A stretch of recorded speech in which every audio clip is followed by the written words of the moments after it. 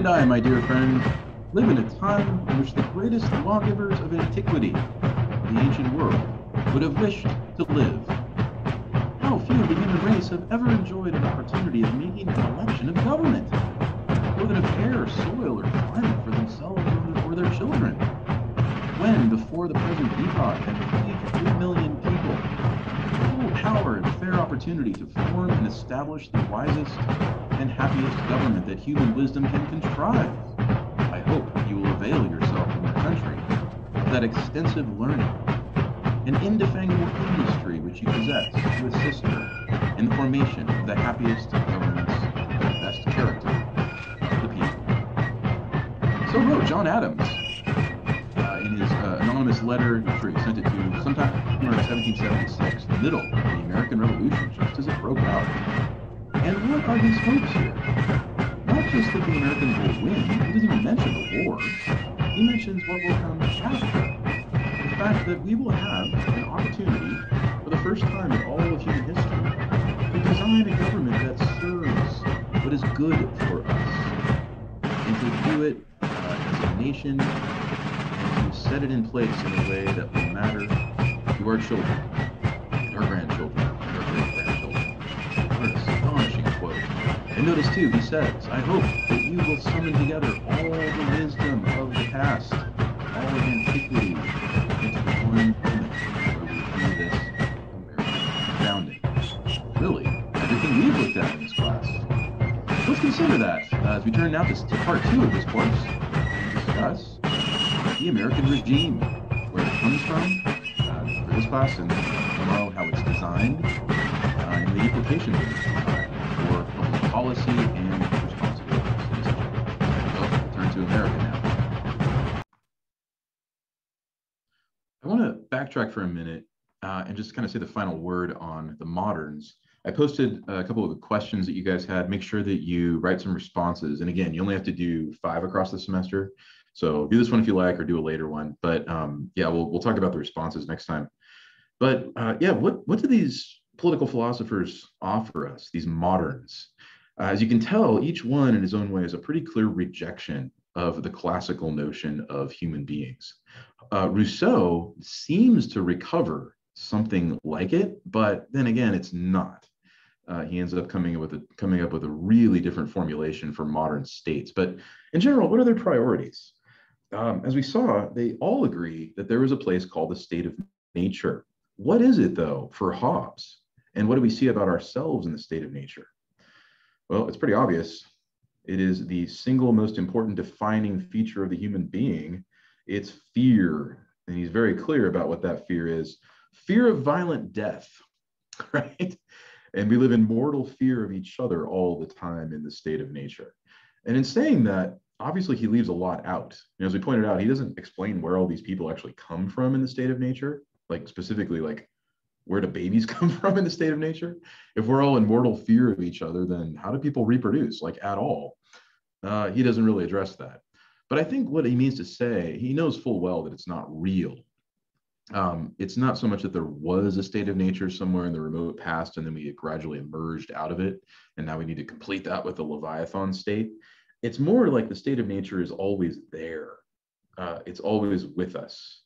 And every civil society that we are in is threatened by it, and it could just collapse, like what happened in the English Civil War that he personally experienced, right? It wasn't so much that radical revolutionaries like Oliver Cromwell tried to overthrow the crown. It was the way all the ordinary people suffered, like we pointed out last time, the anarchy that this war brought to all of England, that fear that kicks in, the fear that's more fundamental than anything else in human nature. That's his point with the state of nature, is to show that aspect of ourselves. Locke picks up on the same idea, but he goes a whole different direction with it. And it's not fear that motivates us so much as really greed. He doesn't say it in so many words, but you can tell that's what he's getting at. And the desire to protect property is his key thing. Life, liberty, and property. So life, okay, he'll agree with Hobbes on that much. Liberty, property, Hobbes didn't focus on those so much. He was just concerned about life, survival, right? And instead of us having to survive ourselves and murder others to stay alive in the brutal state of nature. Instead, we turn to the Leviathan state and we're set free. Not so with Locke. Greed is much more fundamental, and that means there's a lot less to give up when we join civil society. I'll get to that. Rousseau, though, what is the fundamental motivating factor in people? He doesn't say it in so many words here, but it's a whole different passion of pity. And you might say, we use the word compassion today, but I think it's more specifically pity. It's the tendency to feel someone else's pain very keenly.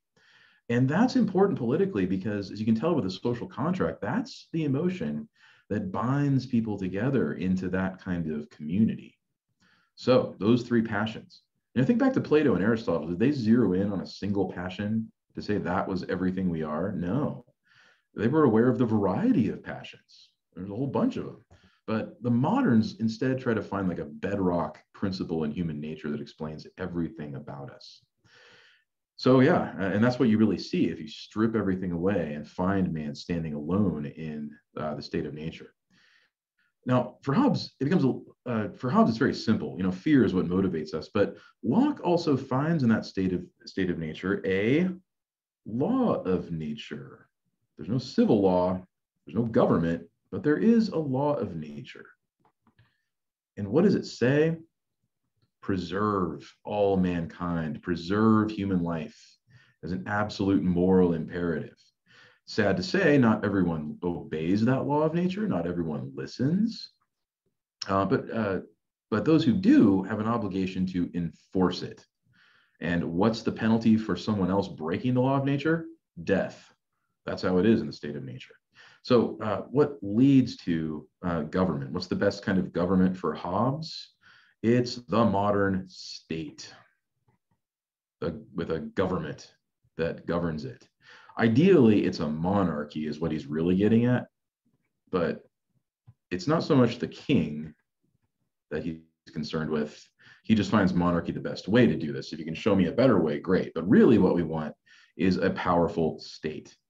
Notice, is that the same thing as a city, like we saw with Aristotle and Plato and Cicero, a polis, or a civitas, as Cicero would have called it? No, the state is much bigger. It encompasses a much broader territory and vastly larger numbers of people, and it's powerful. It's sovereign. Elsewhere in the Leviathan, we didn't see this in our reading, but he refers to it as a mortal god. Imagine that. It's a god that can die.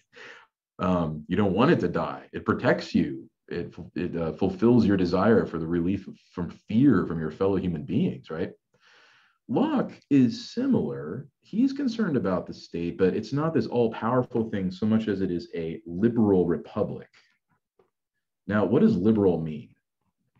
I'm going to get to that in a second because I noticed with some of you might have been a little confused about what I meant by that word, and we'll unpack it quite a bit more later this semester. But yeah, hold that thought, liberal republic. But really what he means in practice is a republic that is similar to Rome in the way that it limits itself. It has certain parts, the way Polybius described, but it doesn't depend on tradition the way Cicero and Polybius saw it. It doesn't depend on virtue the way Cicero saw it. And like we said, Locke never once mentions virtue anywhere in his writing, unless I missed it. Tell me if you see it.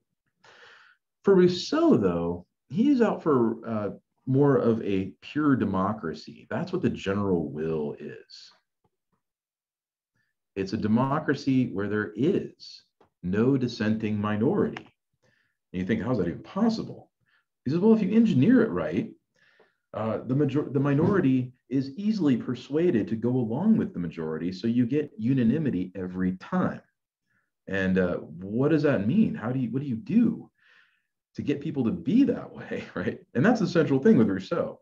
Hobbes and Locke, different as they are actually very much the same because they see government as a matter of institutions that need to be reformed in just the right way. For Hobbes, you reform them by just making them stronger. And ultimately, if you're smart, making them more and more like a monarchy in the end. And all the parts of government, terminate in the king and himself. For Locke, you go the other direction. You liberalize your government. So if you've got a king, if he's smart, he'll defer to the parliament. He'll appoint a chief executive, which we come to know as the prime minister in the British system, right?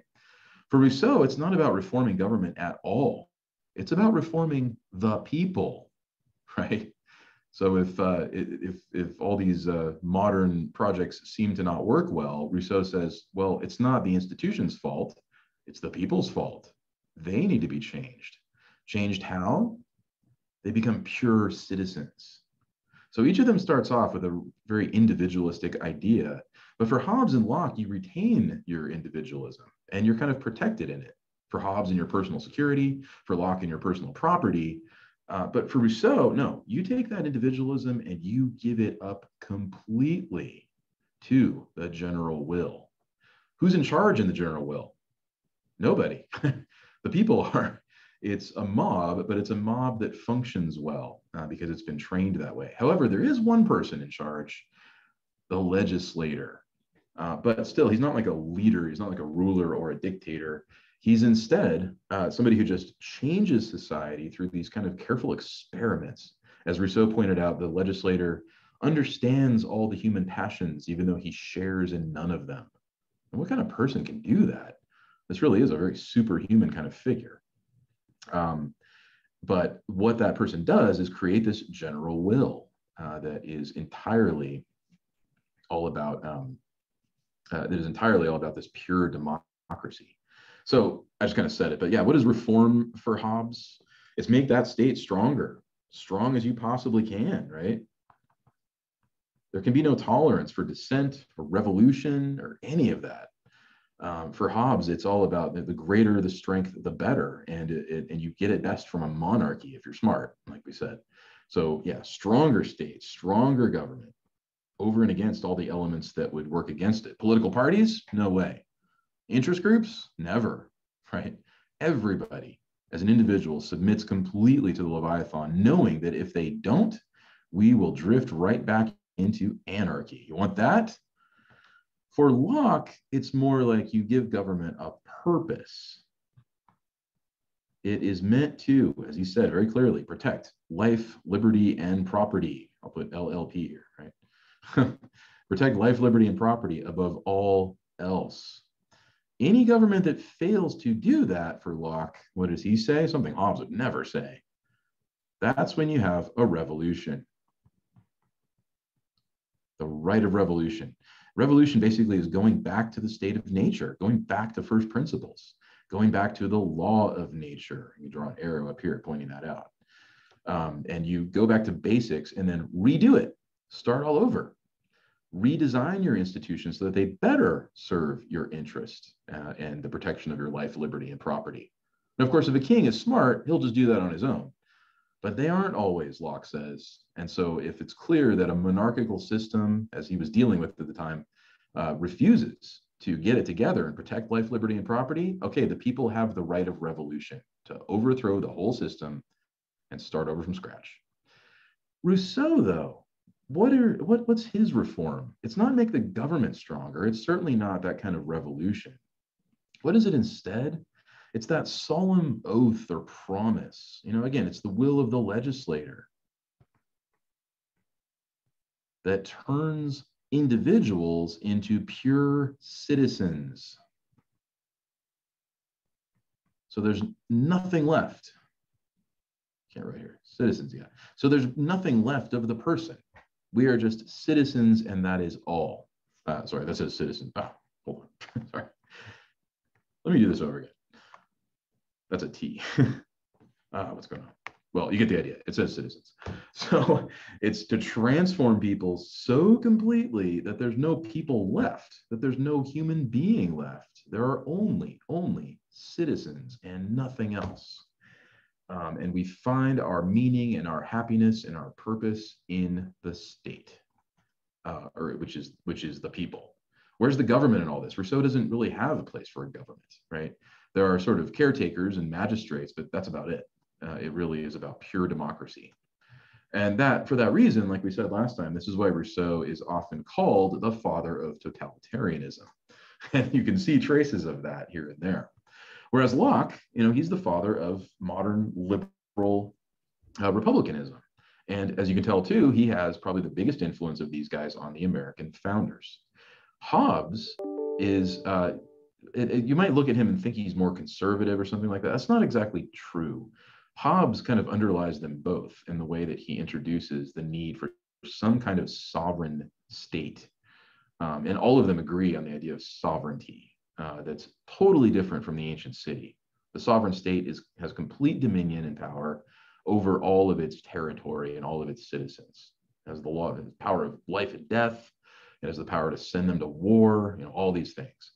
And they agree on that much, but you can really tell what's happened here. We have moved away quite a bit, like we said, from the ancient view of human beings. It's all different now. So we'll consider these three. I didn't get to Montesquieu, but I'll kind of tie him in with the American founders later. We didn't read his reading, but just to clarify one thing, I noticed some are a little bit confused about this. What do we mean by liberalism? What does liberalism mean? When we hear that word, we often think the left, right? Well, it comes to mean that, but originally, what did it mean? Well, go back to Latin, go back to Rome and through the Middle Ages. It meant specifically a kind of education, the education of a free person. Free from what? Free from vulgarity, free from the assumptions of their time, free to inquire and seek truth, but in a constructive and useful way. In the Middle Ages, this was, of course, the 7 liberal arts. You started with grammar, logic, and rhetoric, and then you climbed your way up to mathematics and music, and then their counterparts out in reality, astronomy and, or sorry, I said that wrong. Geometry and arithmetic, I meant to say, and then their counterparts are astronomy and music. I said it wrong. But anyway, yeah, the 7 liberal arts. Once you mastered those, then you turn to the practical liberal arts, and that is, surprise, surprise, economics, ethics, and politics. How do you do this, though? What is the central thing in a true liberal education? Well, just think about the word. Liber means free in Latin. You saw Cicero use that word, specifically referring to education. What does it also mean? You hear it in Spanish. Liber means a book. Imagine that. A free person reads books, right?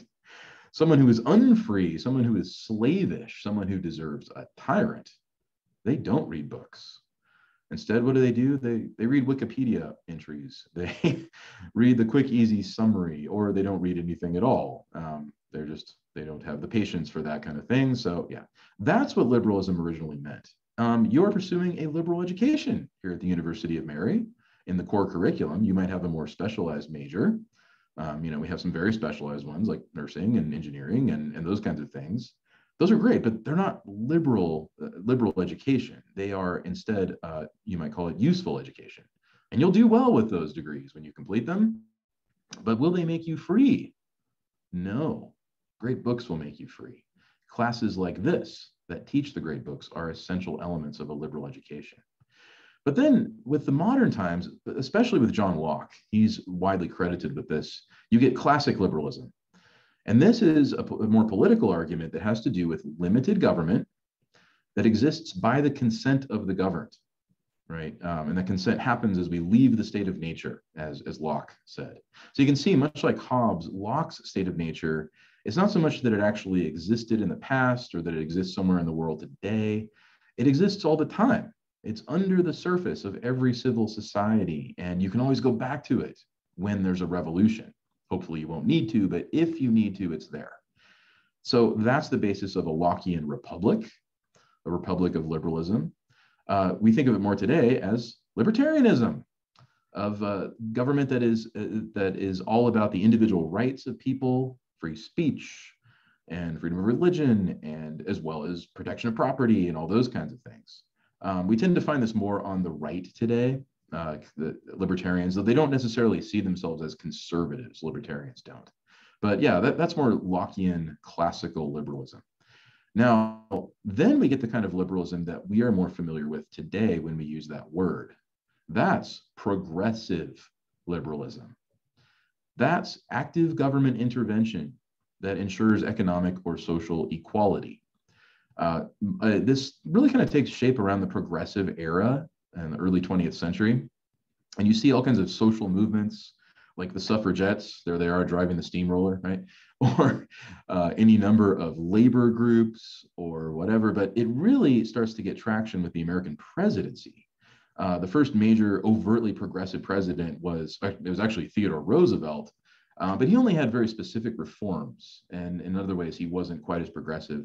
The first one to have a fully developed progressive philosophy was Woodrow Wilson, president in 1913, saw the United States through World War I. But he was really involved in making the argument that we need government that actively gets involved in achieving fairness and equality. The old classic liberalism, it does its job just fine, and it has for quite some time. But Wilson argued now it's time to broaden our imagination over what government can actually do, not just to secure pre-existing rights, as Locke would say, but to guarantee greater social and economic equality. Following Wilson, Franklin Roosevelt, the New Deal in the 1930s, vast government expansion. Following Roosevelt came, or yeah, following Wilson, I meant to say, and then following Roosevelt came Lyndon Johnson in the 1960s, and he thought beyond economic equality and turned to social equality, hence the Civil Rights Act of 1964. So anyway, I just lay this out to try to clarify what we mean by liberalism, and we will come back to it later as we talk about conservatism and liberalism and its general evolution. I just want to be clear as we discuss the political philosophers. But what about the founders? Who were they? These names evoke all kinds of feelings of patriotic reverence. George Washington, Alexander Hamilton, John Adams, Ben Franklin, Thomas Jefferson, and many others. James Madison is over there too. What do we make of them? They loom very large over American political history and even over our conversations today. And they've gotten a lot of criticism through the years, especially in the 20th century. Woodrow Wilson, who we just mentioned, was the first major president to overtly criticize the founders. I mean, usually this is something historians and scholars did. Here's a guy running for office in 1912. And the essay was printed the following year in 1913, where he said, the founders constructed a government as they would have constructed an orrery. What's an orrery? It's a model of the solar system, and you turn a little crank and you watch the planets revolve around the sun, and you can predict eclipses and planetary movements. They did this, Wilson said, to display the laws of nature. Politics, in their thought, was a variety of mechanics. The Constitution was founded on the law of gravitation. Isn't that what we mean by checks and balances? It was a machine following the machine-like design that John Locke envisioned. That's why I drew with a bunch of gears back here, right? They just followed Locke and his view of things and the view of the Enlightenment, which was deeply informed by Newtonian physics. What did Newton teach? Every action has an equal and opposite reaction. And you know that with predictable certainty every time. But Wilson says, the trouble with this theory is that government is not a machine. It's a living thing. It falls not under the theory of the universe, but under the theory of organic life. It is accountable to Darwin, not Newton. Time to wake up and realize that the American founders are irrelevant. They are counter-evolutionary. It's not their fault. They didn't know Darwin. They lived like a couple generations before Darwinism even became a thing. But now that we think in Darwinian terms, in living organic evolutionary terms, and progressive terms, it's time to let the founders go. Similar to Wilson, a very influential book, came out in 1922 by Carl Becker. And he pointed out, neither God nor the transcendent idea seemed any longer a necessary part of the social process. To the founders, he means. You have this sort of mechanical view of the universe, then what's the relevance of God or the social process or anything living? Much the same thing that Wilson said. For that reason, to ask whether the natural rights philosophy of the Declaration of Independence is true or false is an essentially meaningless question. So while Wilson says they just become irrelevant, Becker says They just never really mattered in the first place. People believed it was true that all men are created equal back in the day, but that was then. It's a meaningless question. Thurgood Marshall, justice on the U.S. Supreme Court, the first black justice ever appointed to the Supreme Court, was invited by the Harvard Law Review to weigh in on the bicentennial of the U.S. Constitution. And he says, I can't accept this invitation to praise the founders for anything because their project, he said, was defective from the start. It took several amendments, a civil war, momentous social transformations to attain the system of constitutional government and its respect for individual freedoms and human rights that we hold as fundamental today. The founders gave us nothing, least of all Black Americans, he says. When contemporary Americans cite the Constitution, they invoke a concept that is vastly different from anything the framers barely began to construct centuries ago. We live in our time. They live in their time. You see how Marshall really takes for granted what Woodrow Wilson and Carl Becker just said. More recently, you probably heard this. Nicole Hannah-Jones of the 1619 Project at the New York Times, her opening article on that project said that conveniently left out of our founding mythology is the fact that one of the primary reasons that the colonists decided to declare independence in the Revolution was to protect the institution of slavery. And she became very famous for making this claim that the whole American Revolution was an attempt by Americans to preserve slavery because they feared that the British Empire would soon abolish it. It is not incidental that 10 of the nation's first 12 presidents were enslavers, and some might argue that this nation was founded not as a democracy, but as a slaveocracy. Wow, that's a really serious condemnation of the founders. Is she right about that? Well, we'll consider as we turn to the founders' words themselves. We tend to think of these criticisms coming primarily from the left. Well, some come from the right. Judge Robert Bork, longtime federal judge, in his book Slashing Toward Gomorrah, said, we can now see the tendency of the founders' legacy. It's the continual pressure for more individual autonomy necessarily weakened the restraints on individuals. The ideal slowly became the autonomous individual who stood in an adversarial relationship to any institution, right? State, church, whatever. The founders unleashed this radical individualism that basically leads to, you guessed it, abortion rights, LGBT rights, and of course, being a very social conservative like Bork, you can see his objection to those things, but he blames the founders. He says there's a direct line between the American founders and the kind of social progressivism that we see today. More recently, Patrick Deneen weighed in his very famous book, Why Liberalism Failed. And it's quite a good book, but he says this: the founders would not be surprised that a populace shaped by the modern form of private, material, individual, expressive liberty, sounds very Lockean, right, would displace allegiance to local and civil liberty, and that all attention would be redirected to Washington, D.C. as the source and guarantor of expressive liberty. For the founders and the progressives alike, the expansion of what Madison described as the empire of reason should be paramount. And on that basis, stated trust in popular government was to be tempered, above all, by fostering this great term, the res idiotica. Right? So Cicero called it the res publica, republic, res idiotica.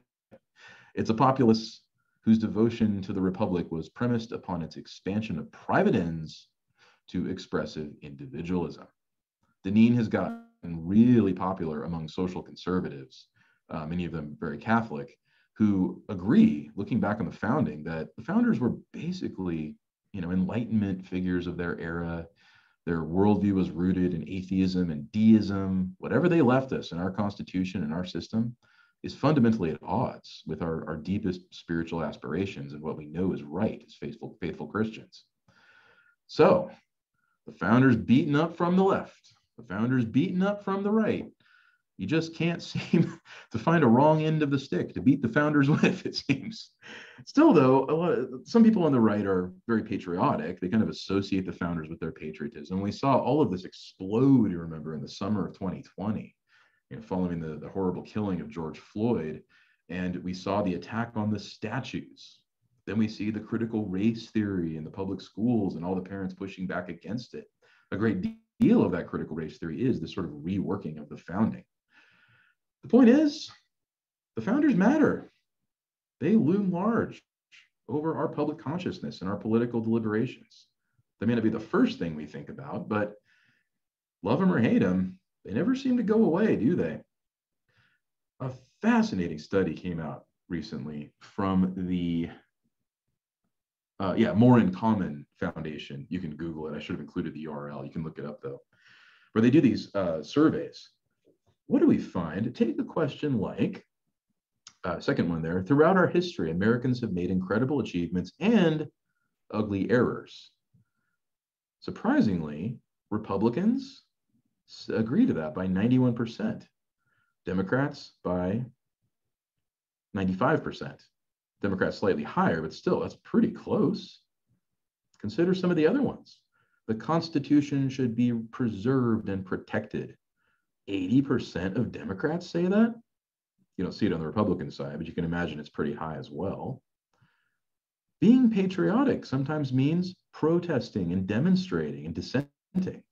Usually think Democrats say that. Well, 70% of Republicans say it. That's not unanimous, but that's pretty high. So yeah, look it up sometime. It's really intriguing to look at. That as different as we are, as divided as we are as American society, we do agree about history. Maybe that's a good place to start.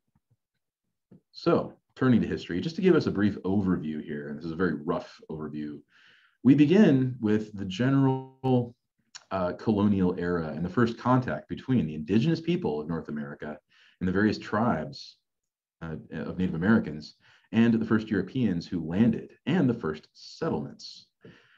The earliest colonies, why did people come to the New World? To get rich. And that was about it. Make a bunch of money and then go back to Europe. But increasingly, we started to see people arrive who came to stay, especially where? In Massachusetts Bay. Some of the other colonies would experience this, but usually they stayed because they were total social outcasts. Well, there was one big group of social outcasts, the Puritans. And they were very, very Protestant and Calvinist. And they didn't think that the Church of England was Protestant enough. So as much the same reason that Oliver Cromwell fought the English Civil War, like we talked about last time.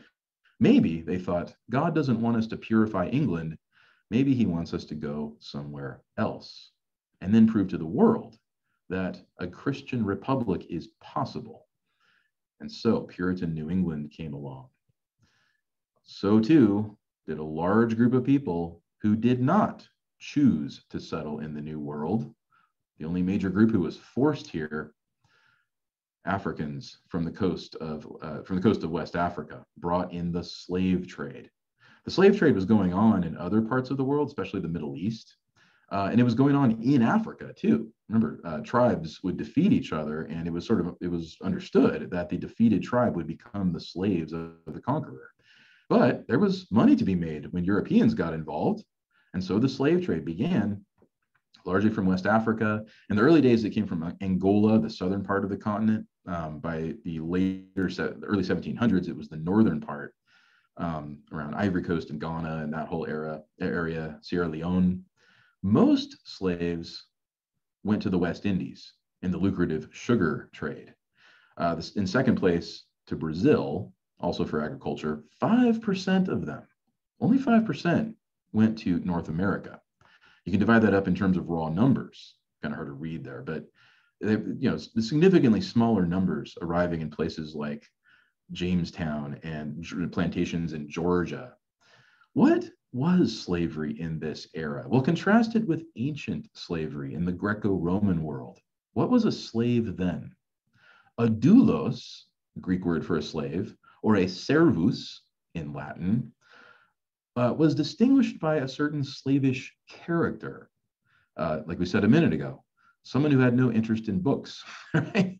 Maybe they were illiterate, sure, but still, they had no sense of contemplation or the value of things that are good for their own sake. And that made them kind of an instrumental person.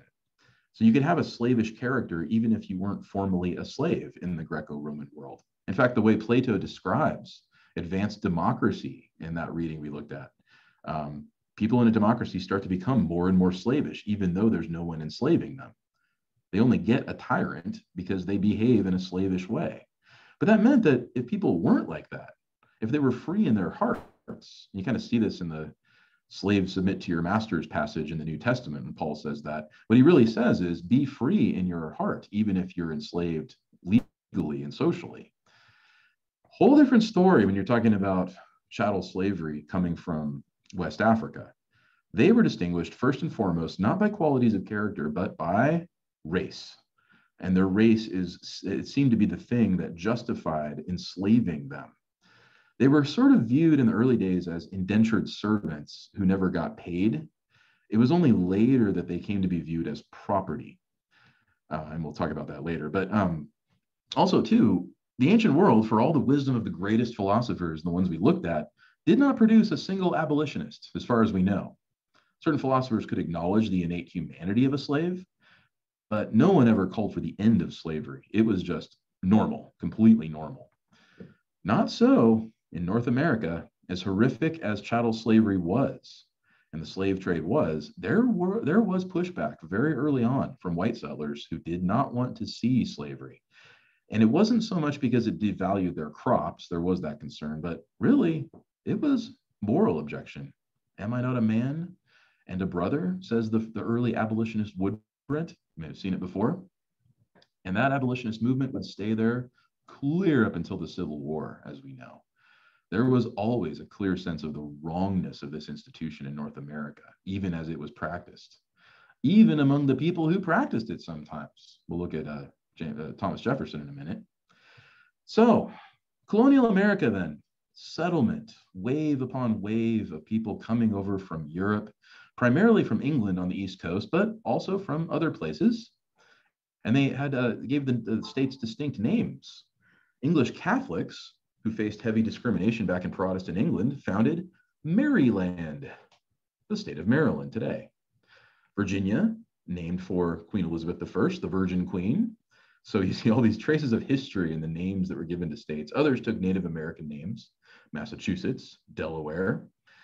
But all of those English settlers, and even the ones that weren't English, still saw themselves as subjects of the British Crown, as British citizens who enjoyed the rights and privileges of Englishmen guaranteed to them since clear back in the days of Magna Carta, which the English Revolution that we talked about before, messy as it was still an attempt to recover their ancient rights, bring it back to basics.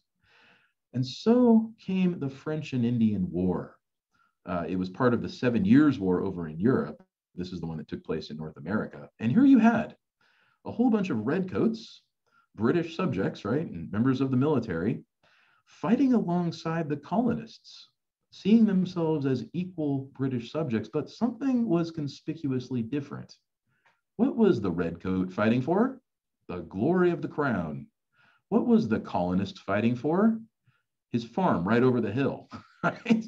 They had a whole lot more at stake than the British military regular who'd probably been drafted and sent over. Not so. The colonist with his musket, he was much more independent and free. He'd been governing himself already in his little city council that the king allowed him to have. And so the French and Indian War caused this awakening in American colonists. This is about the time where they stopped calling themselves British subjects and started to call themselves Americans. America. The name came from the Italian explorer Amerigo Vespucci, one of the earliest explorers. And it stuck. They were American colonists for a while. Now they were the Americans. And so the self-consciousness of American identity took hold. And it got pretty intense, especially as they started to face higher and higher taxes. And of course, Parliament would plead with them and say, hey, look, it's expensive taking care of you. You're out there in a dangerous part of the world. We have garrisons and forts protecting you from French and Indian attacks again. This war was very expensive, so pay your taxes and be thankful. Well, somehow that just didn't stick. And even though Americans could understand it, they said, well, okay, we'll pay our taxes, but that means we want equal representation in Parliament. No taxation without representation was the rallying cry of the revolution. Well, you've got virtual representation, members of parliament said, so be thankful and shush. That wasn't satisfactory. And so we enter the founding era, 1775 through 1800. The Revolutionary War and the Continental Congress. Continental Congress governed the country between 1775 and 1780. Remember, too, that's when the war actually broke out. It didn't start with the Declaration of Independence. It started before the Battle of Bunker Hill outside of Boston, and the shot heard around the world. And to this day, no one knows who actually fired that shot. All they know is it got the ball rolling on the American Revolution. Following that period, though, we enter a period that was far more dangerous. I mean, beating the British was quite a feat. They were the most powerful military in the world, but still, they were fighting people of English descent who were very capable, and they were fighting on their own ground. Whole different story when it came to winning the war and founding a new government. What did the founders have to draw on? Well, certainly the political philosophy of the past, and we'll talk about the role of political philosophers in their thinking, but really, they had a lot of experience. The way that Parliament operated, and the fact that the King of England, since clear back in the early days, allowed the colonists to have small local governments.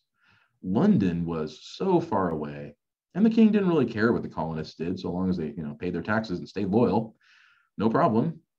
But they were allowed to set up their own little assemblies to govern themselves. And as a result, by the time the revolution came, they were very accustomed to self-government. They modeled their assemblies very much after the British Parliament. They represented the people of each state or each colony, later each state. And so Americans had been practicing this for generations by the time they were independent. Political philosophy helped, but what helps more than anything else?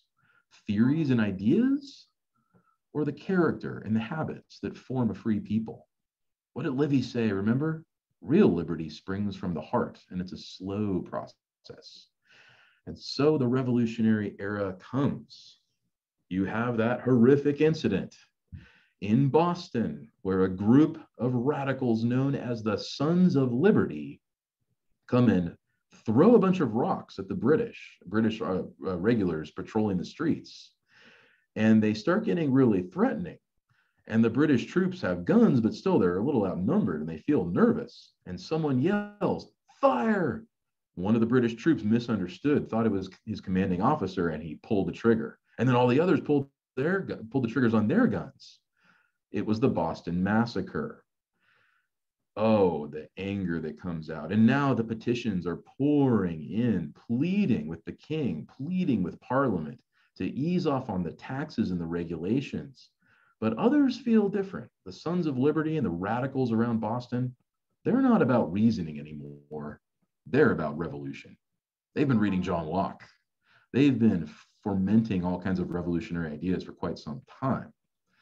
Soon after, a big British merchant ship arrives in Boston Harbor full of tea from China, a very hot commodity, but a big tax placed on it.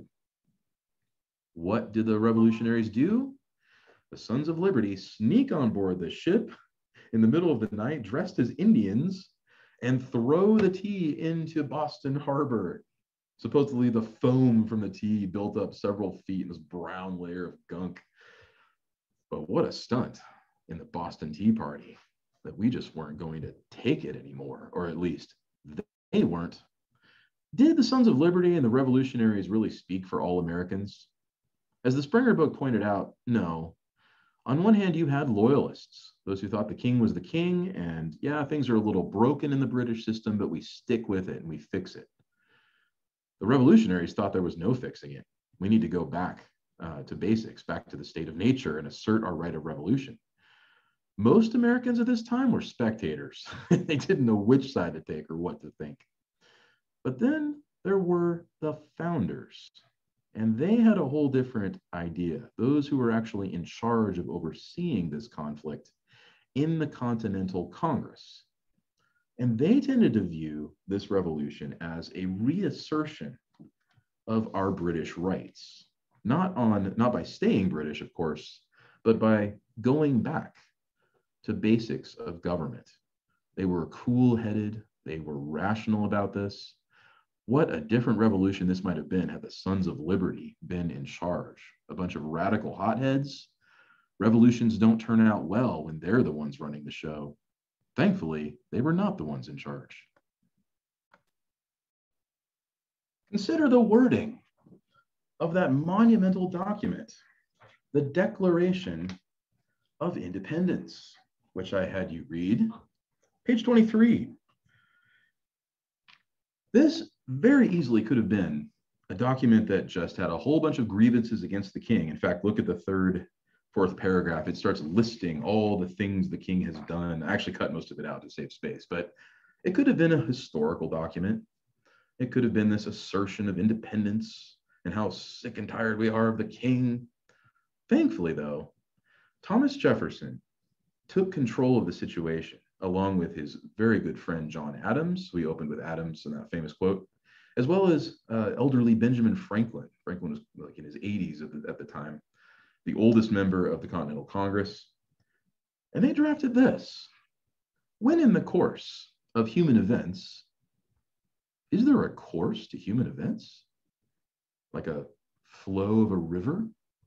When in the course of human events, it becomes necessary for one people to dissolve the political bands which have connected them with another, and to assume among the powers of the earth their separate and equal station, to which the laws of nature and nature's God entitle them. The laws of nature, seen that before, and nature's God entitle them a decent respect to the opinions of mankind, explain ourselves to mankind, requires that they should declare the causes which impel them to this separation. We got to explain to the world why we're doing this. Okay, good enough. Could have ended there, or listed the grievances and ended. But instead, we got this. We hold these truths to be our values, our mission statement. No, we hold these truths to be self-evident. Self-evident? What is a self-evident truth? What in the world does that mean? It means that the minute you understand the meaning of the terms, you see that it's true, no matter how you feel about it, no matter what time you live in or what culture you live in. If I'm saying a triangle has 3 sides, what have I just said? It's a self-evident truth. As soon as you know what triangle means, as soon as you know what 3 sides means, it all fits together. Can I prove it? I mean, I guess I could draw a picture of it and count 1, 2, 3, but still, I don't need to do that. It just pops into your head the minute I say it, right? If I say 2 + 2 = 4, self-evident truth. You can think of all kinds of examples, and axioms in geometry and arithmetic especially. They're just sort of written into the cosmos, aren't they? A self-evident truth. Can I deny a self-evident truth? I assert that a triangle has 4 sides, right? Can I say that? I mean, I did just now, but suppose I believe that. Can I then do geometry or architecture or engineering? Suppose I say 2 + 2 = 5, and I believe that with all my heart. Very well. Can I then do any kind of arithmetic? That's a self-evident truth. It's a truth by which we know everything else. It's a first truth. It's a thing we cannot not know, you might say. What an amazing discovery that there even is such a thing. We hold these truths then to be self-evident, that all men are created equal, and that they are endowed by their Creator with certain inalienable rights. So what have they just said here?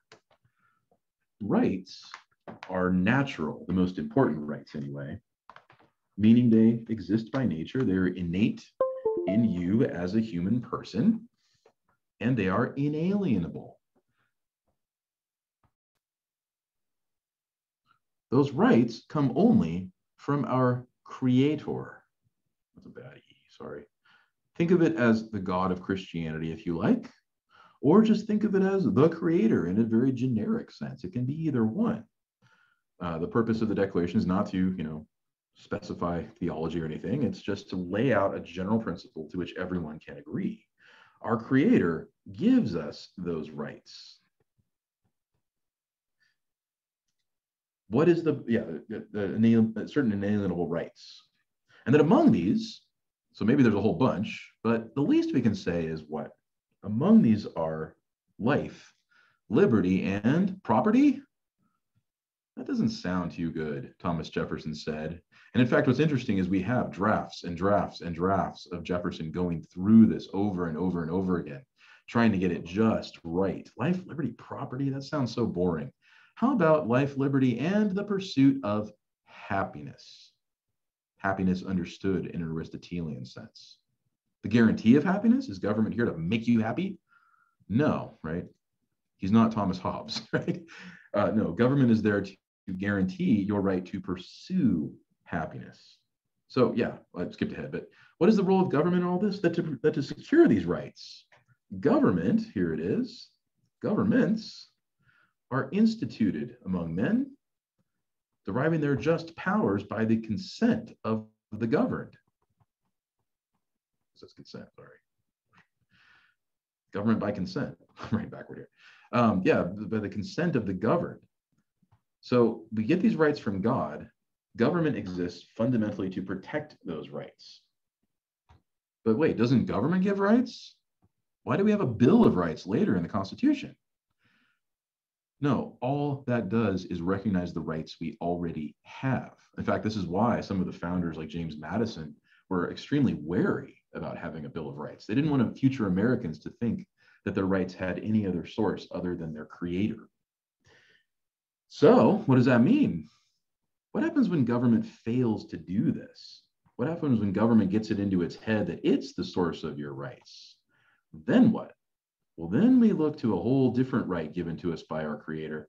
There's life, liberty, and the pursuit of happiness, but then there is the right to see that whenever any form of government is destructive of these ends, it is the right of the people to alter or abolish it and to institute a new government, laying its foundation on such principles and organizing its powers in such form as to them shall seem most likely to affect their safety and, there it is again, happiness.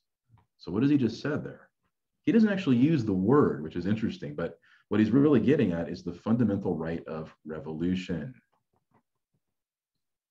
And by revolution doesn't mean just overthrowing the system. It means going back to basics, really going back to the state of nature as Locke understood it, which is a rough and dangerous place, and it's a risky business, but still, it's a place where you can see your natural rights with greater clarity. And then you can leave the state of nature, again, not under the government that messed everything up, but instead the government that would protect your rights better. And so you go back to recovering this government, oops, sorry, messed that up. Go back to this, recovering government by the consent of the governed again, and make it do its job again. I put an X here, but pretend it's not there. So that's it. Rights from your creator, life, liberty, the pursuit of happiness. And if government fails to protect those, then you go to the more fundamental right of revolution. So that then you get a government back that is by consent and does protect a life, liberty, and the pursuit of happiness. Why was all this necessary in the Declaration? I mean, couldn't the Declaration have just said, we're mad at King George, we want him to knock it off? There were plenty of declarations across revolutionary America written that way. You know, the Sons of Liberty had their manifesto and that kind of thing. And probably the most famous one was Thomas Paine's book, Common Sense, right? That just called for radical upheaval toward all monarchy because it's all just fundamentally bad. Well, what did the other founders think of Thomas Paine? They thought he was nuts. He was not popular with these guys because he was just a crazy hothead. Jefferson had certain sympathies for him, but all in all, they knew that a government, that a successful revolution could not just be a big bloody upheaval. That'll just be a historical event that will come and go. Jefferson wanted this American Revolution to be an assertion of a principle, a self-evident truth that had always been true. It's just now brought to light. Principles of justice that all the greatest philosophers since the ancient world had looked to, now would be the foundation of a new nation. So, well, okay, When should you do this? How frequent should revolutions be? What's the basis of a revolution? I think one of you asked this question. It's a very good question.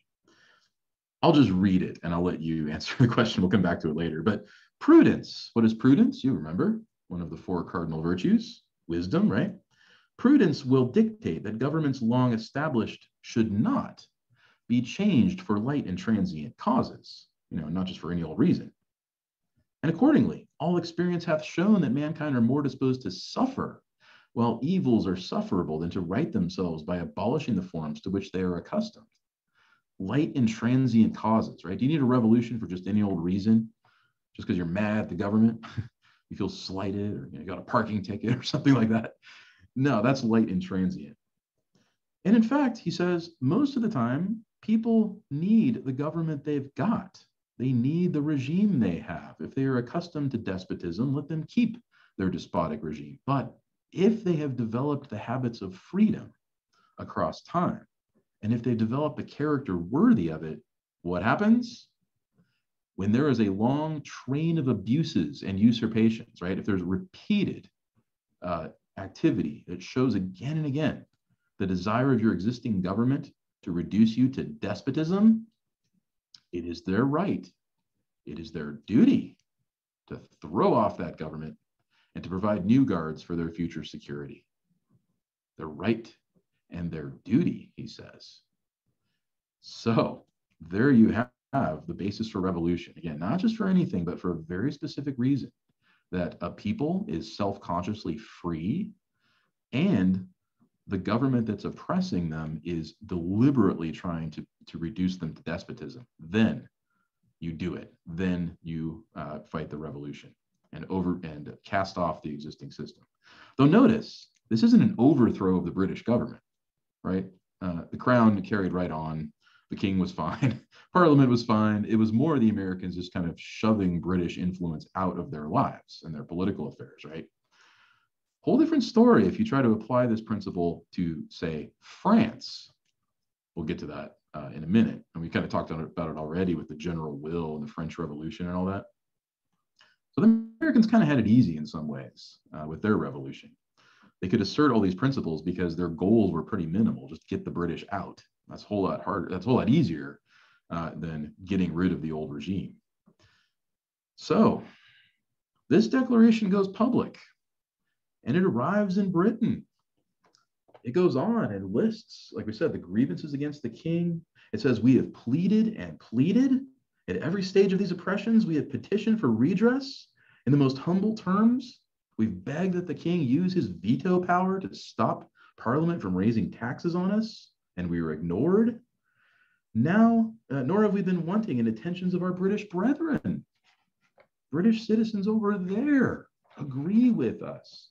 Some of them pretty famous and influential people, like Edmund Burke, the famous parliamentarian. There was a lot of sympathy in Britain.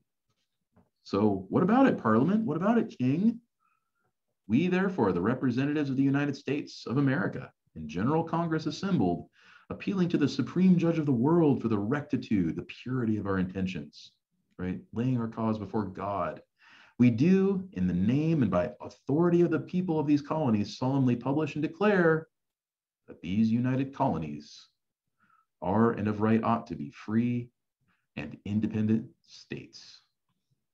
Notice, not a free and independent nation, right? They're united in their goals, but at this time they were still 13 separate states, separate sovereignties. We'll see what happens with that later.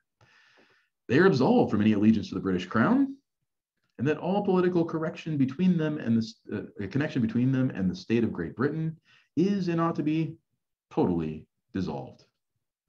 And for the support of this declaration, the last sentence is great.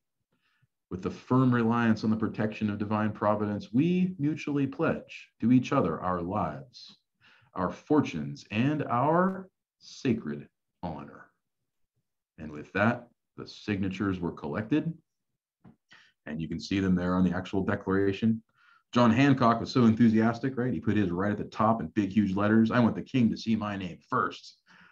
He was a bit of a hothead in with the Sons of Liberty, but still, this could have been a very different document, right? You know, it has a lot of emotion to it, obviously, but Self-evident truths? I mean, do you get emotional about a triangle having three sides? Do you get passionate about 2 plus 2 equaling 4? That has nothing to do with revolutionary excitement and emotion. That has everything to do with the first principles of practical reason, which, of course, in the Catholic tradition, we call natural law. So, what do we make of all this?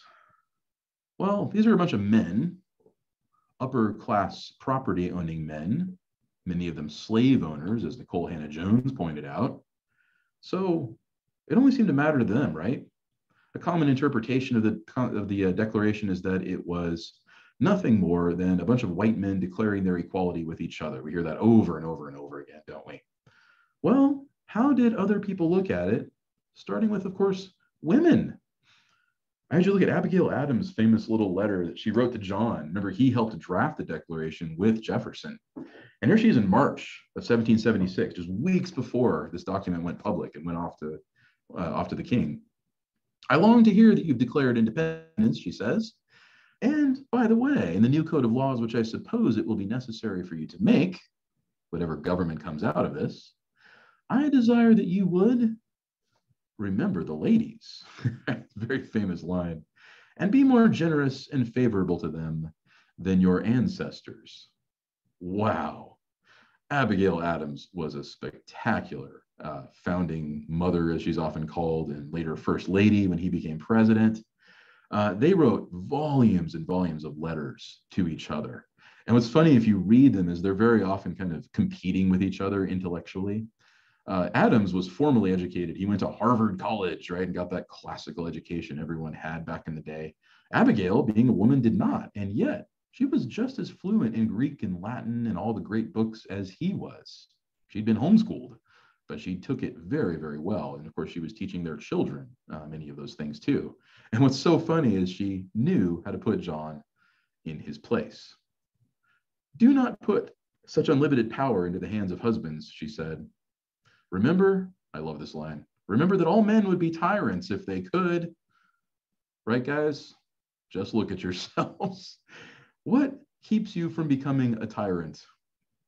Not your guy friends. They just egg it on. No, your mothers, your sisters. And let me tell you, when you get married, your wives. My wife beats the tyrant out of me every day. Very lovingly and gently, of course, but if particular care is not paid to the ladies, she says, we are determined to foment a rebellion. Notice what she's doing here. She's looking to the very principles of the Declaration of Independence. And at no point does she say, oh, this is, man stuff. No. She says this applies to women just as much as men. There's nothing you can say about men in this document that doesn't mean the very same thing to women. We're different, yes. We have a different destiny as women. We bear children. We have totally different instincts and ideas. But when it comes to this, right, when it comes to the principles of the Declaration, we are absolutely equal. That your sex is naturally tyrannical, she just can't let this go, right, is a truth so thoroughly established as to admit of no dispute. But such of you as wish to be happily willing to give up the harsh title of master for the more tender and endearing one of friend, why then not put it out of the power of the vicious and the lawless to use us with cruelty and indignity and impunity? Men of sense in all ages abhor those customs which treat us as the vassals of your sex. Wise men throughout the ages, she says, have always known that men are more happy when they admire women, when they cherish them, especially as their wives, and give themselves as Christ for the church, you might say. Regard us then as beings placed by providence, the hand of God, under your protection, and in imitation of that supreme being, make use of that power you have for our happiness. What a letter. And the way that she really brings to life the Declaration of Independence for women too. What was she really asking for here? She doesn't say it in so many words, but she means voting and suffrage, as well as certain laws that protect women's property and maybe divorce law and things like that. In those days, a divorce dispute, all the property and the children would go to the husband and the wife would just be out on the street. Things like that. She doesn't need to go into it because he knows, but what a statement. What about race, though? We don't really know what slaves at the time thought of the Declaration or if they had even heard of it. There is indication that many of them did, but they didn't write anything, they didn't say anything. So it's hard to say. We'll see later, though, what slaves thought of it, through the later 1800s. And there were some pretty strong opinions, as well as Northern blacks who were freed and abolitionists. Get to that later. But what did Jefferson say? Thomas Jefferson, author of that second paragraph in the Declaration, self-evident truths of equality and all that lovely stuff. And yet, he owned more slaves, right, than pretty much any of the other founders at his plantation in Monticello there in Virginia. You may have been there and seen the slave quarters and heard the stories about Sally Hemings, you know it all. Well, what's interesting about Jefferson is if you put that point to him, you're contradicting yourself, Jefferson, in a horrible way by saying all men are created equal and yet regarding other people as your property. What does Jefferson say? What did any of the founders say? Guilty as charged. There's no contradiction here. I'm wrong, Jefferson says. Notes on the State of Virginia, his book about his beloved home state, came out in 1781.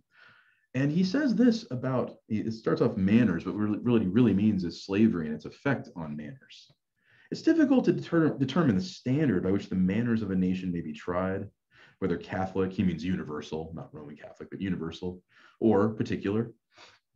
It is more difficult for a native to bring to the standard of his own nation, familiarized him to him by habit. I mean, how do we judge ourselves when all we know is what we know in front of us? And it's hard to see ourselves from the outside because we're so shaped by our surroundings. But it's true that our children, there they are in the picture, right, grow up thinking that slavery is somehow normal. In fact, it's what affords them a lot of their leisure and free time because the slaves do the work and the kids don't on the plantation. What happens to them over generations, though? What will their children think of slavery and their children and their children? Jefferson fears that this idea will sink in and people will start to think that slavery is natural and normal. And worst of all, they'll start to think it's good. Good for the masters, of course, good for the slaves. That, he said, would be a disaster for the Republic. That would be a time bomb that would make us finally, at some point, turn against the principles of the Declaration of Independence. So, what does he have to say about all that? There's a long paragraph here, but can we really think, and can the liberties of a nation be thought secure, he says, toward the end of that paragraph, page 24. Can they be thought secure? I keep losing my place. Yeah, they're there. Thought secure when we have removed their only firm basis. And why do you think you're free? What has to be that basis? A self-evident truth of human equality. Not a preference, not a custom, but something you see as self-evident. It's a conviction in the minds of the people that these liberties are a gift of God, not government, not tradition, God, and that they are not to be violated without his wrath. Indeed, Jefferson confesses here, I tremble for my country when I reflect that God is just, and that his justice cannot sleep forever. Wow. He didn't have any easygoing feelings about slavery at all. He was terrified, not by the possibility of slave revolt, that was a real possibility, and it did happen, but the way that slavery completely undermined his beloved principles of the Declaration of Independence. Considering the numbers, nature, and natural means only, he says, a revolution of the wheel of fortune, exchange of situation is among possible events, that it may become probable by supernatural interference. The classical image of the wheel of fortune. You may be on top 1 minute and somebody else at the bottom, but who's to say the wheel won't spin and you'll be at the bottom and they'll be at the top? And who spins that wheel if not the hand of God itself? What reason can we give to disregard the humanity of someone else for whatever reason, race or whatever, which cannot then be flipped around and used to disregard our humanity, Jefferson says, looking back, after he had written the Declaration of Independence. So what else can we say about this document? What did it mean to men? What did it mean to slaves? What did it mean to women? What did it mean to all human beings? As flawed as the American system was, the fact that slavery existed, and we'll talk about the legal protections for it in the Constitution later and all that, and as flawed as American society was in not living up to these principles, they were still the guiding star for the American nation at the time. And as we'll see, they have been ever since. Every step that we've made toward greater equality and dignity in American life has been in the name of this document. So too, every time we've stepped back, every time we've regressed, has been because of a rejection of this document. Well, consider Jefferson in 1825. Years and years later, here he is, a very old man, retired. He's been president, left the office in 1808. He founded the University of Virginia. And he writes to his good friend Henry Lee a very remarkable little letter. Let me look at the whole thing here, but skip down to the end. This, he said, the last long paragraph in the middle, page 25, this was the object of the Declaration of Independence, he said. It's not to find out new principles or new arguments never before thought of. And it was not merely to say things which had never been said before. It was to place before mankind the common sense of the subject. Right? Common sense, in terms so plain and firm, self-evident perhaps, as to command their assent and to justify ourselves in the independent stand that we were compelled to take. It was not about being original. It's not originality of sentiment. It was not meant to come up with something new, but to be an expression of the American mind. All its authority rests, he says, on harmonizing the sentiments of the day, whether expressed in conversations, and letters, and printed essays, or in the elementary books of public right. Like, here's some familiar names: Aristotle, Cicero, Locke. Remember those guys? He also mentioned Sidney. We didn't read him, but Aristotle, Cicero, Locke, right? The historical documents which you mention as in your possession ought all to be found, and I am persuaded you will find to be corroborative of the facts and principles advanced in that declaration. Go back and read your Cicero and your Locke, and you will find in their writings this assumption, not, though, as some lofty idea of the philosophers, but as the bedrock of this republic. It's always been there. People have always known it as self-evident. We are just the first nation to be founded on it. The following year, letter to Roger Waitman, who was the mayor of Washington, D.C. Notice the date, June 24th, 4th of July, just around the corner. And notice the year, 50 years to the day. Jefferson was invited to come to D.C. for the festivities, fireworks, barbecues, the 4th of July, right? And he writes back to Waitman and says, I'm sorry, I can't make it. What Waitman didn't know was that Jefferson was dying. He was very, very old at this point, and he wasn't going to live much longer, and Jefferson knew it. But he said, look, whatever you do on this day, what I want you to do is focus on that Declaration of Independence, right? Fireworks and waving flags, that's all good stuff. I love patriotism, said Jefferson, but don't let the patriotism eclipse the idea. In other words, don't let the emotions overpower the reason. Focus on the reason. And what does that reason show? That all eyes are opened or are opening to the rights of man. The general spread of the light of science has already laid open to every view the palpable truth. Palpable means obvious truth. That the mass of mankind has not been born with saddles on their backs, nor are a favored few booted and spurred and ready to ride them legitimately by the grace of God. Right? All eyes are opening to the self-evident truths of human equality. These are grounds of hope for ourselves? No, others, for the world, for all mankind. So for ourselves, let the annual return of this day forever refresh our recollections of these rights and our undiminished devotion to them. It's an interesting challenge for us. Do we see patriotism as a sentimental thing, or do we love America because it's our own, or because it expresses our values, or it's our collective values of who we are as a people, or as a set of customs, or something like that? That's all fine, and that's inevitable. It's what human communities do. But Jefferson's challenge is, look, make sure that your patriotism is rooted in principle, namely a principle that is universally true. That is what makes America truly special. Otherwise, we just feel very strongly about our country. Those are good feelings, Jefferson says, but make sure those feelings are attuned to reason first and foremost. What an amazing letter. So, letter to Henry Lee, what did he say? That these ideas have always been there. They are self-evident. Letter to Roger Waitman, what does he say? All eyes are opening to these ideas, and that history in the future promises a fuller and deeper realization of them. Of course, you wonder, if Jefferson really believed that, why didn't he free all of his slaves? A lot of people called him out on this, even in his day. Well, he had a very simple reason. Jefferson was broke.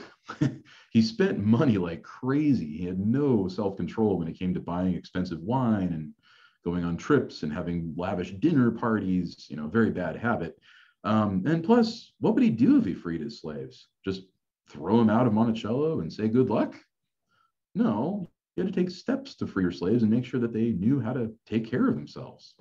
Other founders did this. George Washington and James Madison famously freed their slaves and also set aside money to educate their children, let them live rent-free, and to make a salary and set up savings accounts.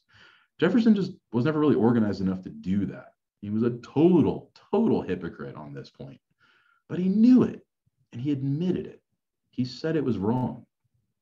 We'll consider that as we move along. But what happened the following 4th of July? Jefferson, of course, couldn't make it because he died on the day of the 4th of July. Same day as his dear friend, John Adams. Supposedly, Adams' last words were, as he was on his deathbed early that morning, "Does Jefferson live?" Everyone said, "I think so, yes." Jefferson's last words on his deathbed were, "Is it the 4th?" Someone said yes. He smiled and closed his eyes. And with that, the founding generation passed away in 1826. When we come back, there are the founding principles and the key figures involved, but of course there's one that we have not considered yet who is immensely important. I included his reading in today, but we'll do it next time, and then we'll tie it together with the Constitution. That's a whole different story. This is just the Revolution and the founding principles of the Declaration. The Constitution, that's the government. That's democracy channeled into a republic of checks and balances, following Polybius' advice, as we'll see, following as well Montesquieu's advice, and we'll talk about him a bit more. But consider George Washington, and I have a little project for everyone. What I want you to do over the next few days, over this week, is take George Washington's rules of civility in company and conversation and practice them yourself. He numbers them nicely. What are these? They're little rules for living a good life. Washington didn't write this. Apparently, he copied it out of some other book, but not to plagiarize. No, Washington was not a plagiarizer. He instead did it just for his own personal edification. And they are really remarkable. And they bring out the fact that here's a guy who was very keenly aware of the need to constantly perfect his own character. That to be free was not a matter of rights, not even self-evident truths of rights, but the habits that form character, that shape the heart, to be the kind of person who is free from his own passions and desires, never subject or enslaved to them, but always in command of himself. You might even say, king of himself. We'll try out a few just for a minute here. Here's a couple to try. Number one is great. Every action ought to be done with some sign of respect to those who are present.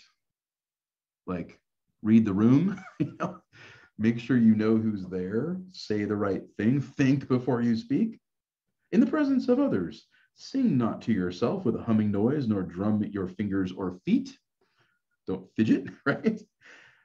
Sleep not when others speak, especially during my class, right? Sleep not when others speak. Sit not when others stand. Speak not when you should hold your peace. Walk not when others stop.